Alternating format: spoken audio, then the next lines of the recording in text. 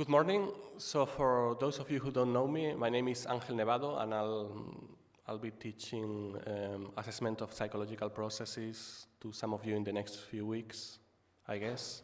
So today's speaker is Bryan Strange. Bryan works at the Center for Biomedical Technology, which is very close to here, just a few kilometers away near the M40. At the Monte Gancedo campus. And so his research is focused on memory and emotion. He'll be talking today about memory as investigated with neuroimaging in humans. And he leads a lab in the Center for Biomedical Technology, which is the clinical neuroscience lab, and he has a number of publications, high-profile journals, such as Proceedings of the National Academy of Sciences and Nature Neuroscience. So it's all yours. Thank you, Angel. Is this on? Yeah. I'd love to speak in Spanish, but I've been told tengo que dar la charla en inglés. So, yeah, thank you. I am a neuroscientist and a neurologist trained at the Institute of Neurology in London. And I've come to Spain basically because Spain is where modern neuroscience started, of course, with Ramón y Cajal. And there's a lot of opportunities and a lot of great doctors and researchers working here. When I was roughly your age, undergraduate level, in one of my lectures for neuroanatomy, the lecturer started by saying, memory frees us from the tyranny of the genes. So what we learn defines us as people to a similar extent to our genetics does. Now, this kind of did lots of loops in my brain, and I'm thinking, well, actually, this is the sort of thing that I want to study for the rest of my career. Now, obviously, this is some 10, 15 years down the line. We know that that's not strictly true because even genes influence how we learn and remember. But I'll give you an example of that in a little bit. So this is, for the psychology point of view, this is probably the most important slide. This is the taxonomy of long-term memory systems, really by Larry Squire, who's worth reading for the old-fashioned view of memory. So we have two main types of long-term memory, either declarative, explicit memory, which is for facts and events.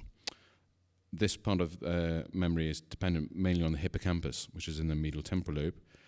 And then we have another type of memory, which is implicit or non-declarative. So this is memory that you're not conscious of, but learning still goes on. And an example is Pavlovian conditioning, Pavlov and his dogs, or a now widely studied example is fear conditioning. So if you have a electric shock that's paired with a tone, if it's paired enough times, you have the tone on its own, and you get the fear response from the electric shock.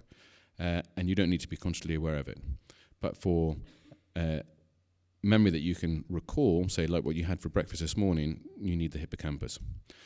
So if you have hippocampal damage, you can see the hippocampus here in the medial temporal lobe, just there. If you have damage to this area, you get what's called the amnesic syndrome, which gives you a really profound antegrade. So for new things that you learn, amnesia, and also a retrograde amnesia. The problem, though, is that although this has been studied a lot in humans, and a lot of psychological study has gone into the patients with hippocampal damage, we still don't know exactly what the hippocampus does. So one modern way of trying to address this is using neuroimaging. And you can approach neuroimaging in two ways, either look at the structure of the brain or look at its functional activity. So in the past, the main structural techniques was region of interest. You'd go, say, to the hippocampus, you'd draw lines around it and calculate the volume. There's now something called voxel-based morphometry, which is a slightly more elegant approach, which I'll describe later. When you look at function of the brain, you can either look at it while it's resting, and there's been a lot of interest recently in resting state fMRI or resting state EEG or MEG.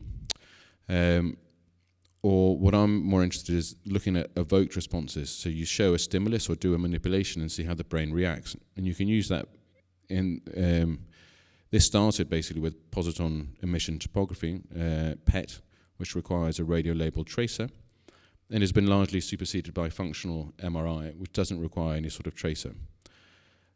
The problem with these hemodynamic techniques, PET and fMRI, is that they're quite slow. So the temporal resolution is in seconds, whereas the brain, as we know, operates in milliseconds. So the other way to study this is with neurophysiology, such as EEG and MEG, which I'll describe later. So how does functional MRI work? I told you you don't need any sort of exogenous contrast. You don't need to inject someone with a radio-labeled tracer like you would do in PET. And the reason for this is hemoglobin. So as you all know, hemoglobin can be oxygenated or deoxygenated. And when it becomes deoxygenated, it changes the magnetic property of the blood. So fMRI is picking up the magnetic signal from our body tissue, and that magnetic signal is produced by hydrogen. And when there's a change from hemoglobin to deoxyhemoglobin, you get a change in the signal. And this is called the hemodynamic response function. And you can see that this takes quite a long time, so it peaks at about 3 to 5 seconds. And that's what I was saying, that it's quite a slow signal. But all you need to do is put someone in the scanner, and you can see the scanner here. Put someone in that scanner. I see if this works, yeah. You can put someone in the scanner. You can set up your cognitive task like you would do any psychological task. They have a screen in front of them. They have a button response box, and you can record their brain activity while they're doing that task. So the critical point is that there's been quite a lot of studies looking into the hemodynamic response. And what does it mean? Well, so if you have a change in oxy to deoxyhemoglobin, that's because there's a change in metabolism with the oxygen utilization.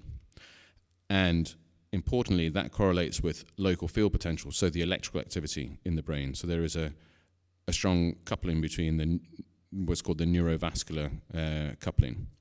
So this is a good index of brain activity, and it's non-invasive, and it's pretty straightforward. And we have this going. There's fMRI already in the RUBA in Madrid, the Reina Sofia, and I'm doing fMRI in Toledo. So this slide looks a little bit scary because, of course, so you put someone in the scanner, and then how are you going to work out where the brain activity is coming from?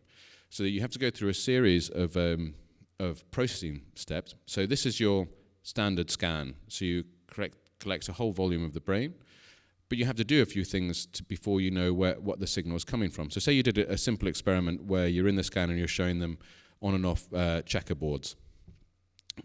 So say it lasts 5 minutes, the experiment. First of all, you need to correct for movement, because of course you can't stay perfectly still while you're in the scanner and pressing the buttons. So you realign to correct for movement. You then have to, because each brain is different, you have to put the brain in a standard anatomical space. So this is a process called normalization. And then you do what's called a little bit of smoothing to correct the normalization. And then you do your statistical model. And because you're all psychologists, you probably know a lot about the general linear model, the design matrix for a psychological study. So, for example, like a factorial design, you're probably all familiar with. So you basically, what you tell your software, your computer, is, I think the brain, my hypothesis is the brain will respond in a certain way, and you basically get a fit for how well the brain activity